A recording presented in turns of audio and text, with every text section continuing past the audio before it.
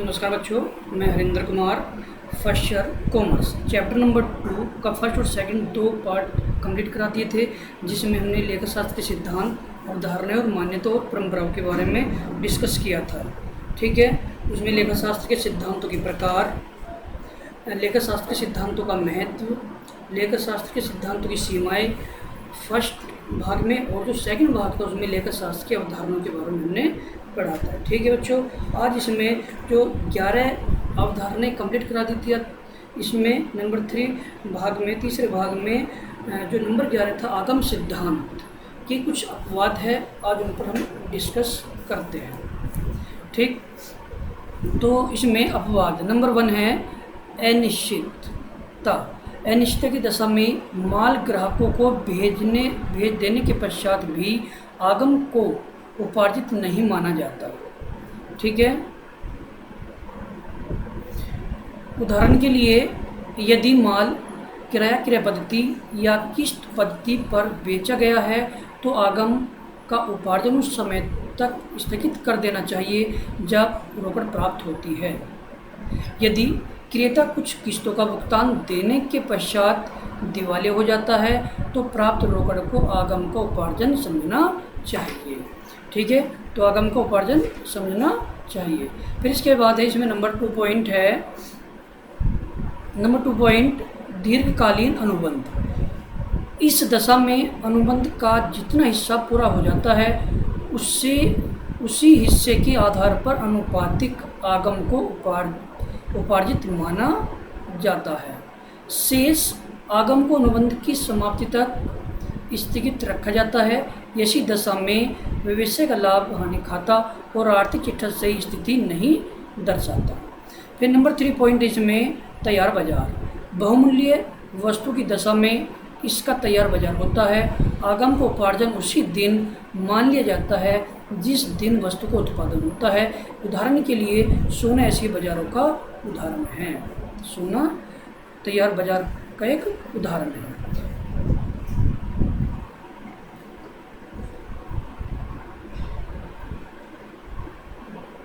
फिर इसके बाद इसमें नंबर 12 आगम और व्यय का अनुरूपता सिद्धांत। इस सिद्धांत के अनुसार जिस अवधि की आगम को उपार्जन होता है उसी अवधि में व्यय को मान्यता दी जाती है। ऐसा करते समय आगम को आधार मानकर व्यय का मिलान किया जाता है। यदि किसी धनराशि का भुगतान किया गया परंतु उसके आगम का अर्जन अगले वर्ष होगा तो इस राशि को अगले वर्ष का व्यय माना जाएगा, अगले वर्ष का व्यय माना जाएगा। फिर इसके बाद इसमें इस वर्ष उसे संपत्ति मानकर चिट्ठे के संपत्ति पक्ष में दिखाया जाता है। इसमें दिखाया जाता है बच्चों, चिट्ठे के संपत्ति पक्ष में। अतः यदि आगम की कोई मद लाभ हानि खाते के आगम पक्ष में लिखी जाती है तो उससे संबंधित व्यय भी व्यय पक्ष में लिखने चाहिए, चाहे ऐसे व्यय का भुगतान वर्तमान लेखांकन अवधि में किया गया है या गत अवधि में अतो भुगतान करना बाकी है। ठीक, इसके बाद है नंबर 13 द्विपक्ष सिद्धांत। लेखांकन का यह आधार आधुनिक लेखांकन का आधार है। प्रत्येक आदान प्रदान अर्थात व्यवहार के 2 पहलू होते हैं। इन दोनों पहलुओं को लेखांकन की मान्यता दी जाती है। यही कारण है कि लेखांकन की दोहरा लेखा प्रणाली का जन्म हुआ। इस प्रणाली के अनुसार एक पक्ष को डेबिट और दूसरे पक्ष को क्रेडिट किया जाता है। एक को डेबिट और एक को क्रेडिट किया जाता है। व्यवसाय के सभी सौदे इसी आधार पर लिखे जाते हैं। जो भी व्यवसाय है, बिजनेस है, उसके जो भी सभी सौदे इसी आधार पर लिखे जाते हैं। जब कोई व्यापारी व्यवसाय प्रारंभ करता है तो वह निश्चित पूंजी व्यवसाय में लगाता है। माना कि ए ने 1 लाख रुपए से व्यवसाय आरंभ किया तो फर्म को 1 लाख रुपए रोकड़ प्राप्त होगी जो फर्म के लिए संपत्ति होगी। दूसरी तरफ व्यवसाय इस रोकड़ को ए को कभी न कभी लौटाएगा, अतः यह फर्म के लिए दायित्व भी है। इस प्रकार निम्नलिखित समीकरण पूंजी 1 लाख रुपए और संपत्ति 1 लाख रुपए तो पूंजी कितनी हो गई, 1 लाख रुपए हो गई। तो उसकी संपत्ति भी कितनी मानी जाएगी, 1 लाख रुपए। एन ने कुछ समय पश्चात 20,000 रुपये का भवन खरीदा। इस प्रकार भवन संपत्ति के रूप में आएगा और रोकड़ जाएगी। तो हमने बिल्डिंग खरीदी तो हमारे पास संपत्ति के रूप में क्या आया, भवन, और हमसे क्या जाएगी, रोकड़। तो नई समीकरण पूंजी बराबर क्या हो जाएगी, संपत्ति। पूंजी बराबर संपत्ति। तो 1 लाख रुपए पूंजी और 1 लाख रुपए की हमारे पास संपत्ति है। तो पूंजी बराबर रोकड़ प्लस भवन। जो बिल्डिंग है उसमें हम जो कैश प्राइस है रोकड़ उसको प्लस कर देंगे। तो पूंजी किसके बराबर, रोकड़ और बिल्डिंग के योग के बराबर 1 लाख रुपए। और रोकड़ कितनी, 1 लाख माइनस 20 प्लस 20 जोड़ दिया तो 1 लाख। तो 80 प्लस 20 ये भी कितना हो जाएगा, 1 लाख। यदि व्यवसाय बढ़ने पर एन ने 50,000 रुपये का ऋण लिया हो तो समीकरण का नया रूप इस प्रकार होगा, पूंजी प्लस ऋण बराबर रोकड़ प्लस भवन। 1 लाख प्लस 50,000, रोकड़ 80,000, बिल्डिंग 50 प्लस 20। तो ये कितना हो जाएगा, 1,50,000, और ये भी कितना हो जाएगा, 31 प्लस 20, ये भी 1,50,000। इस प्रकार समीकरण से स्पष्ट है कि व्यवसाय में कोषों की प्राप्ति पूंजी ऋण आदि से होती है और इन कोषों का उपयोग विभिन्न संपत्तियों के क्रय करने के लिए किया जाता है। ये दीपक सिद्धांत कहलाता है। क्या कहलाता है, ये दीपक सिद्धांत कहलाता है। इसके बाद इसमें लेखा शास्त्र की परिपाटियाँ। नंबर 1, पूर्ण प्रकटीकरण का सिद्धांत। वैधानिक आवश्यकताओं के अतिरिक्त अच्छे लेखांकन की यह विशेषता है कि आर्थिक कार्यों से संबंधित महत्वपूर्ण सूचनाओं का वित्तीय प्रलेखों में पूर्ण समावेश हो। विभिन्न प्रकार की संपत्तियां न केवल अलग अलग दिखाई जाए बल्कि उनके मूल्यों को आधार भी बता दिया जाए। विभिन्न प्रकार के आय और व्यय अलग अलग लिखे जाए। कोई सूचना दी जाए या न दी जाए, यह इस बात पर निर्भर करता है कि वह सूचना महत्वपूर्ण है अथवा नहीं। पूर्ण प्रकटीकरण के उद्देश्य से भारतीय कंपनी अधिनियम और बैंकिंग कंपनी अधिनियम ने स्थिति विवरण का प्रारूप दिया। इस प्रारूप में अनेकों सूचनाओं को विस्तृत रूप में दिखाया जाता है। अतः सिद्धांत का उद्देश्य ऐसे सभी तथ्य प्रकट करता है जो व्यापारियों को व्यवसाय संबंधी क्रियाओं पर सुदृढ़ नियंत्रण रखने के लिए आवश्यक है। ठीक, फिर इसके बाद है सारता। अमेरिकन अकाउंटिंग एसोसिएशन ने सारता शब्द की व्याख्या इस प्रकार की है कि कोई भी मत सारपूर्ण उस समय होता है जब यह समझा जाता है कि उसका ज्ञान विनियोक्ताओं के निर्णय को प्रभावित करेगा। इस सिद्धांत के अनुसार वित्तीय विवरणों में उन्हीं लेन देनों का उल्लेख किया जाता है जिनकी परिणामों के लिए उपयोगिता एवं महत्व होती है।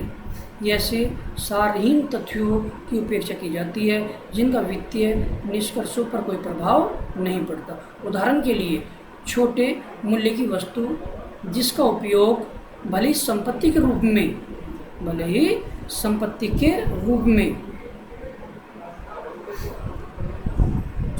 रूप में किया जाता हो उसे व्यय माना जाता है, न कि संपत्ति।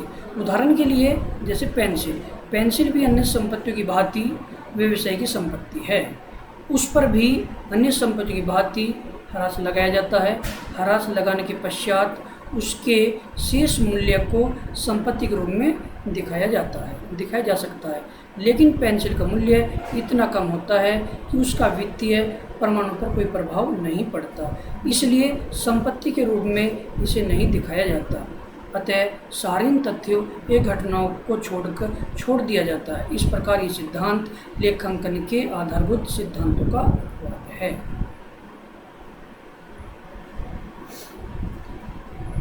यह आवश्यक नहीं है कि एक सारहीन माने की मद हर क्षेत्र में हर समय सारीन हो। एक व्यवसाय में एक मद सारीन हो सकती है तो दूसरे व्यवसाय में सारयुक्त। इसी प्रकार एक ही व्यवसाय में एक मद सारीन हो सकती है और दूसरे समय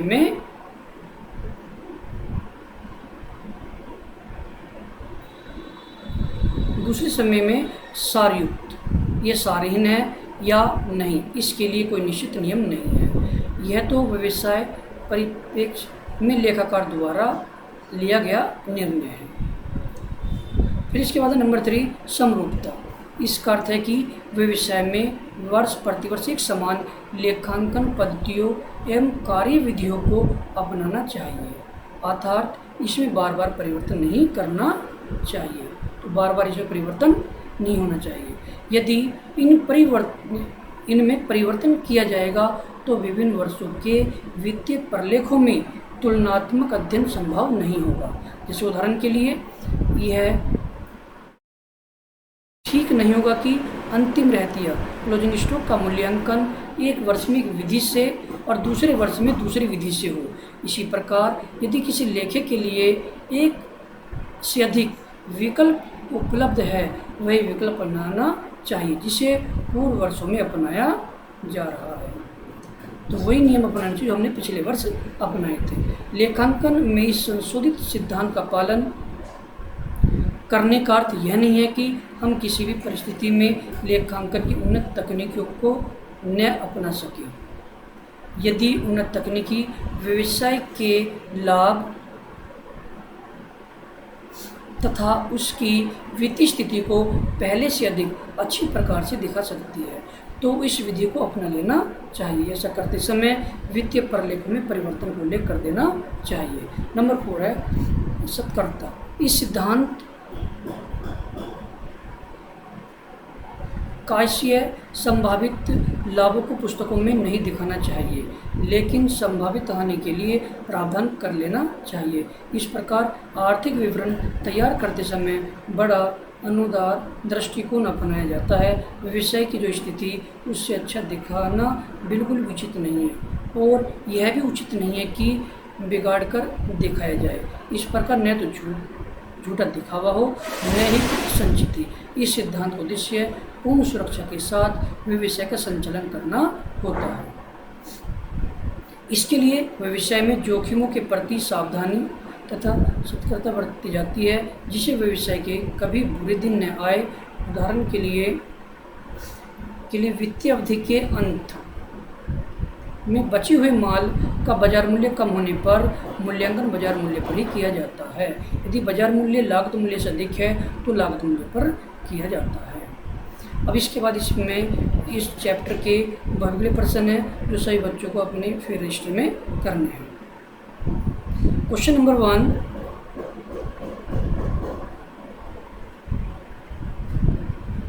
चिट्ठा उचित और सही चित्र प्रस्तुत करता है। इसमें 4 ऑप्शन है। समस्त व्यवहार को पूंजीगत माना जाए, समस्त व्यवहार को आयगत माना जाए, समस्त व्यवहार को पूंजीगत एवं आयगत व्यवहारों में विभाजित किया जाए या कुछ न किया जाए। तो इसमें जो ऑप्शन सही हो जाएगा वो 3rd है। ठीक है, समस्त व्यवहार को पूंजीगत आयगत व्यवहारों में विभाजित किया जाए। नंबर 2, लेखांकन सिद्धांत बनाए जाते हैं प्रयोगशाला में, प्रामाणिकता की जांच करके प्रयोगशाला में, व्यापक स्वीकृति के आधार पर, सब मान्यता के आधार पर। तो ये हो जाएगा व्यापक स्वीकृति के आधार पर। नंबर 3 क्वेश्चन है आय में सम्मिलित की जाती है प्राप्त आय, प्राप्य आय, प्राप्त और प्राप्य आय, इनमें से कोई नहीं। तो इसका भी ऑप्शन सी सही है, प्राप्त और प्राप्य आय। फिर इसके बाद नंबर 4 है अंतिम स्कंद का मूल्यांकन किया जाता है। तो नंबर 1 लागत मूल्य पर, बाजार मूल्य पर, लागत मूल्य और बाजार मूल्य जो भी कम है इनमें से कोई नहीं। अंतिम स्कंद क्लोजिंग स्टॉक का जो मूल्यांकन है वो लागत मूल्य और बाजार मूल्य जो भी कम होगा उस पर किया जाता है। इसका भी तीसरा ऑप्शन सही है। नंबर 5 व्यवसायिक अस्तित्व की अवधारणा से हास्य है। व्यवसाय और व्यवसाय के स्वामी का अस्तित्व एक है, पृथक पृथक मिला जुला ये स्थिति पर निर्भर करता है। तो इसका भी ऑप्शन बी पृथक पृथक राइट है। फिर नंबर 6 क्वेश्चन है लेखांकन की मान्यताएं, विनिमय, अवधि, माप की इकाई, ये सभी देखो लेखांकन की मान्यता विनिमय भी है, अवधि भी है, माप की इकाई, तो इसलिए इसका ऑप्शन ये सभी।